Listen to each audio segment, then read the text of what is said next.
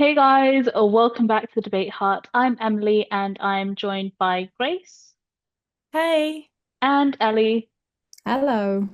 And today we're going to be reviewing and breaking down season 5, episode 5 of Only Murders in the Building, titled Tongue Tied. So we are now officially halfway through season 5, guys. It's flown by really fast because of that first three episode reveal, but we're really close to finding out now who killed Lester and Nikki. So let's get straight into it. But before we do, please like and subscribe and hit the notification bell to stay up to date with our content. Comment down below with your theories and suspicions, and we're just going to get straight into it. So, as a quick recap, the plot for episode 5 was thwarted in their investigative podcast plans. Mabel and Oliver look for help from the Arconia support staff as Charles dines with another suspect and gets caught up in catching more than he bargained for. So, to start with my quick review, what I loved about this episode was seeing a whole new side to the Arconia, the support staff. It was really nice getting to see them and learning more about them, and then also just seeing them all come together against most of the residents to kick out the robot Lester. It kind of reminds me of one of the past debates we did on the threat of AI, which I think you guys should definitely check out. But yeah, we also got to see Detective Williams, which was really nice. It's been quite a while. And I have to say, a highlight for me was Charles in this episode. He was absolutely hilarious.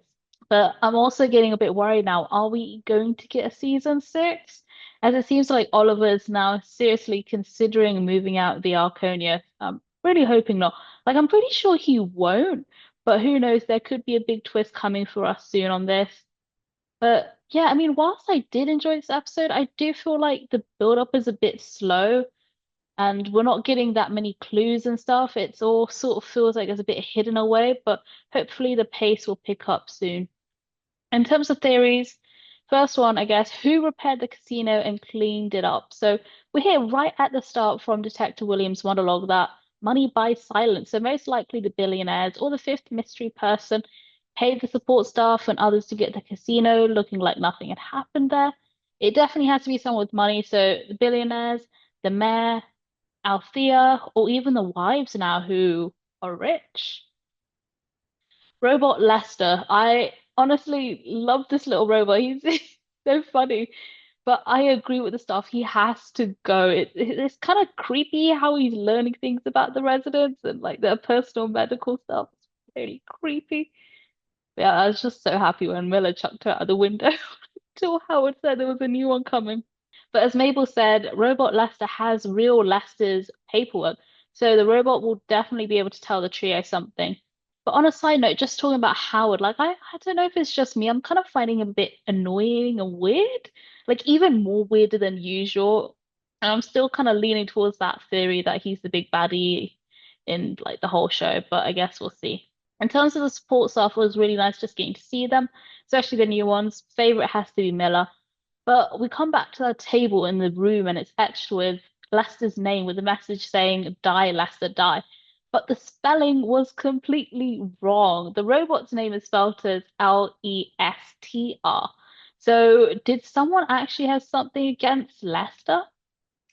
And we find out that they actually know about the casino, but it seems like Lester was the only one getting paid for his silence. So could that be a possible motive, maybe? Or perhaps Randall learned about the casino when he started. He saw the secret money that Lester was being given, and then he decided to kill him to get the money instead, become the new doorman.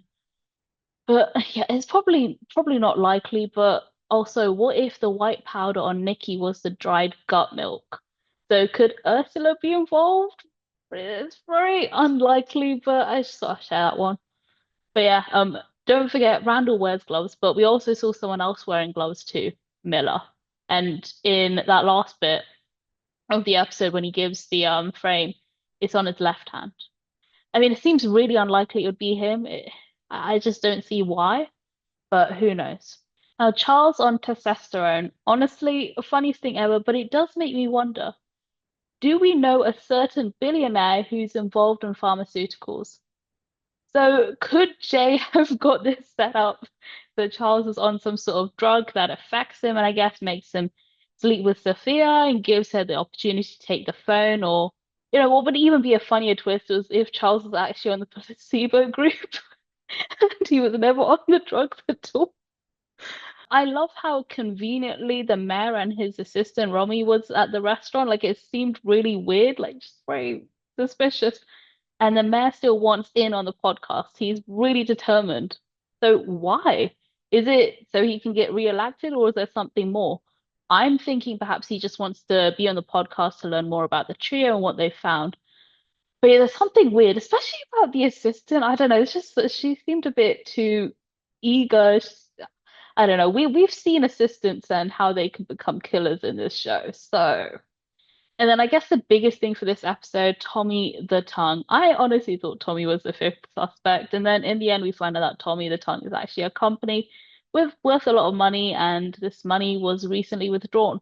So I'm thinking perhaps it was withdrawn just straight after Charles mentioned Tommy the Tongue to Sophia on their date. And then we find out the invoice address, and that takes them to Lester's wife's, Lorraine's house. So I'm thinking we know that Sophia wanted Nikki getting out of the business, and she really had enough. And we know Lester wanted out too, but couldn't as Nikki was basically holding him hostage. So could Lester's wife have known about the casino business and wanted him out too? And both of these wives schemed together to get rid of Nikki, perhaps, and the whole Lester plotline was sort of separate. And now they have Charles's phone, so they're definitely working together. But saying that, it just seems so convenient, especially because this is just episode 5. It kind of seems like it's probably gonna just be a misdirect and it won't be them, but we shall see. And then the offer on Oliver's flat. Whilst it is sad that Oliver might leave, I don't blame him completely. Like it's honestly the worst building probably to be in. But it does make me wonder who put the offer in. We hear from Miller that it's a really good offer. So could there be something important in that flat, perhaps? That someone wants him out of there, maybe?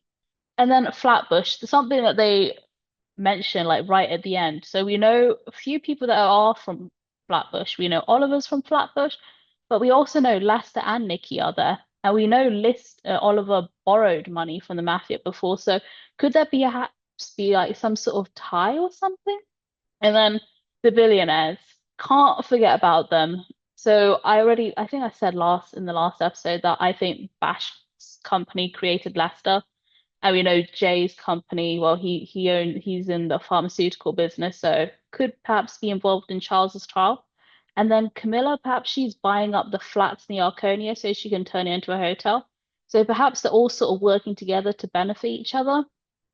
But yeah, just in terms of this whole episode, I still think there's still a lot to know. Like we're not any closer to finding out who this fifth mystery person is or whose left finger it is, but yeah, I definitely think there's a lot more twists to come. But yeah, it's too many things to think of now. I feel like I'm forgetting some stuff from previous episodes. So I really like this episode. It was so funny, especially with Charles being drunk and horny, and it like everything he does is so funny. And their day was a little bit strange, but quite funny, but also a little bit cute at the same time. But it was definitely quite weird to see the sons there with the like child adults, and it was like, why the hell would you bring them to like a date? What would you call it a date? No, I'm not too sure. For my theories, I think Sonia, like, despite that she's kind of introduced being a suspect quite early, I think she might have a major part in Nikki's death because I was also thinking that during that day, Sonia mentioned that her family does construction, and I was thinking maybe her family might have been involved with like maybe setting up the gambling room or like setting up secret rooms in the building. Like maybe she does have a secret connection, and maybe Nikki wanted to leave Sonia for like and get all the money, like leave her and the sons, and Sonia was trying to take it all. Because I also was thinking like during the day when Sonia was telling Charles, like, oh, Nicky did poems, or he wrote poetry. Oh, he was so sensitive. I'm like, hang on a minute, are we talking about the same guy? Because Nicky sounded a bit threatening in episode 2. So, like, how does that?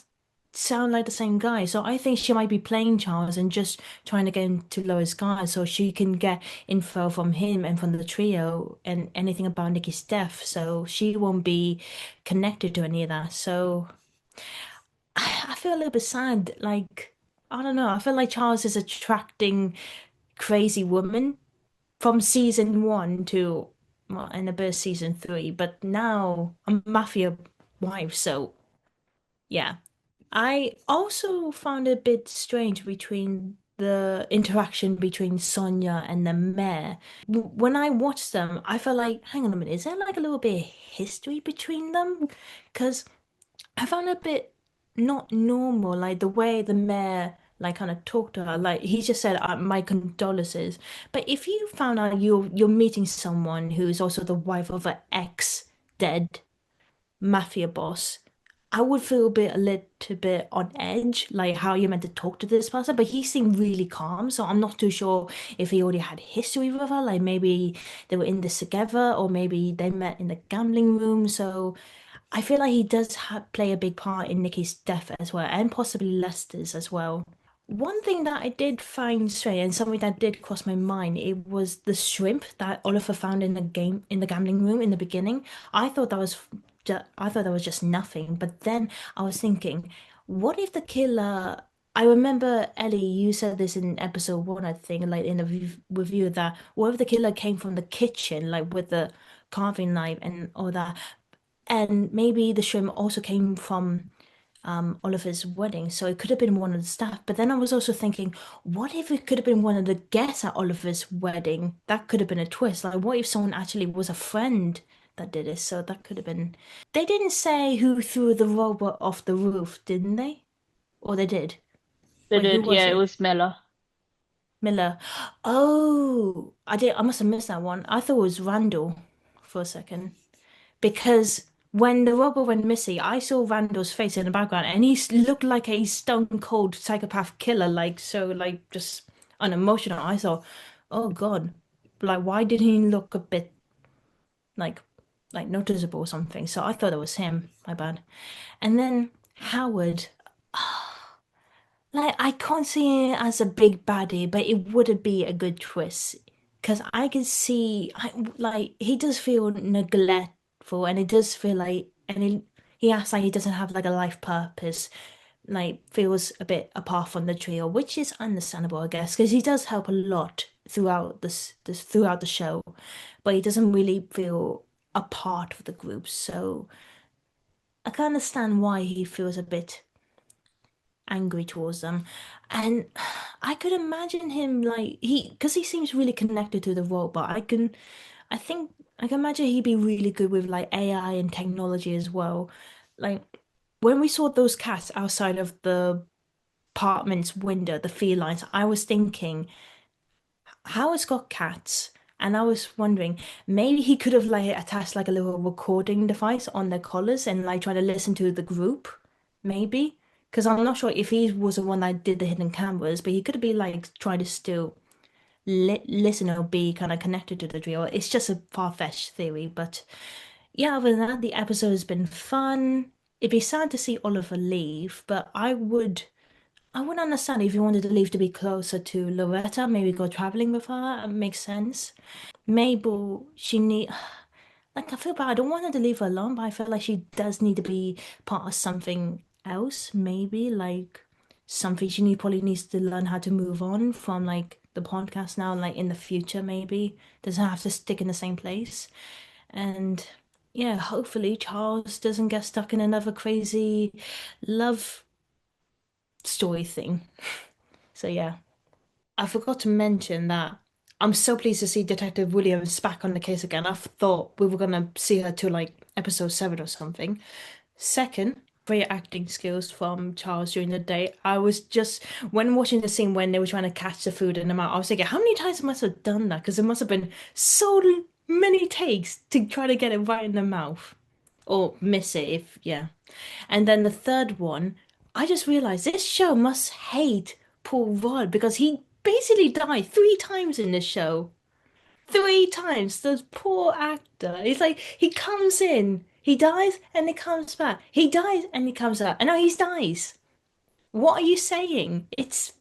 I feel like there's a hateful message you're sending here. I thought this episode was very funny. There was quite a few times where I did kind of laugh out loud. There was a good comedic beat to it. I also feel like we learn loads, but also nothing. Like, we are nowhere closer to figuring out who, what, where, when, any of the questions of these murders. The suspense at the end of the wives, crazy. Didn't suspect Lester's wife at all. She didn't even cross my mind. So the fact that she is now conspiring with the mob boss's wife kind of makes sense because if you think about it, the men were always away playing their game, so maybe they did plan it from the beginning because they've been neglected for so long. And I'm also kind of like, but Lester was just trying to do his job, and I really hope that they didn't kill him off. But we will have to see. I feel like we've gone through so many theories that I don't know what one to pick up on. Also, but if Howard does end up being this proper scary mob boss bad guy that's actually attached to all of the murders, I'm going to be not in complete shock because we've kind of called it, but also like, oh my God, wow. Because the way they will link it all, if it is him, will be incredible. There'll be so many little snippets, maybe even of past seasons of every single murder that's happened, and it's actually him. And I would love to see that connection all the way through it because he's been there through the whole thing, which is crazy. Like, he's the only maybe properly consistent character that's been really, really close to the three of them through every season. So if he does end up being a really crazy, crazy bad guy, I'm gonna be like, wow, like round of applause. This is incredible. I also, this is the most random thing in the whole wide world. But I found out that I believe one of the directors in the show, or has directed a couple of the episodes, is actually someone that I listen to on my podcast. So the connections are crazy at the moment. But yes, I do think we've got a long way to go, and for us to be halfway through the season, I feel like we should know a little bit more. But then usually we know loads more, and we actually knew nothing because it all flips around. So I'm kind of like, oh, is it a good thing that I know nothing, or is it a bad thing that I don't know everything? It's a hard one to judge, but I still think we may lose a character. I said it in episode 1. I'm saying it again. I don't know how it's going to happen, but even if it is him leaving because he's got his contract, or if it's Mabel going off to do something different, or it's one of them dying, I just don't know if we're going to have our trio for much longer. Sure, I want in every possible way for us to have our trio, but is it too good to be true? I'm going to set myself up for failure now so that when they're here in the end and there's all three of them and I'm happy and it's all good, then I can live in peace. But I'm going to set myself up for heartbreak now so that way if it happens, I'm kind of like, oh, it's fine. I knew it was coming. Charles, this episode was a bit crazy. I did not like some of the words that were leaving his mouth or some of the actions that were happening. It did make me feel highly uncomfortable, but he did great. Great acting. 10 out of 10 for what he was trying to accomplish. It worked. He needs to get off of these tablets. And if Emily is right and it was a placebo this whole time, I will cackle like there is no tomorrow. So I am looking forward to whatever is in store for us in the next episode.